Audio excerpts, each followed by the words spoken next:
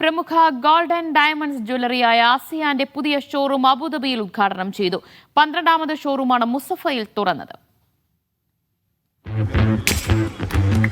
പ്രശസ്ത സിനിമാ താരം Shamna Kasim, Almulla group director Jasim Almulla എന്നിവർ ചേർന്നാണ് ഉദ്ഘാടനം നിർവഹിച്ചത്. ഇന്ത്യയിലും GCCയിലും ബ്രാഞ്ചുകളുള്ള ആസിയാൻ ഗോൾഡ് ആൻഡ് ഡയമണ്ട്സിന്റെ 12ാമത്തേതും UAE-ലെ 8ാമത്തെ ഷോറൂമുമാണ് അബുദാബി മുസഫയിൽ ആരംഭിച്ചത്. ഉദ്ഘാടനത്തോടനുബന്ധിച്ച് നിരവധി ഓഫറുകളാണ് നൽകുന്നതെന്ന് മാനേജിംഗ് ഡയറക്ടർ ഫൈസൽ കെ പറഞ്ഞു. ഗോൾഡ് ഓർണമെന്റ്സ് ഏതെടുത്തു കഴിഞ്ഞാലും മേക്കിംഗ് ചാർജിൽ 50% ഡിസ്കൗണ്ട് കൊടുക്കുന്നുണ്ട്.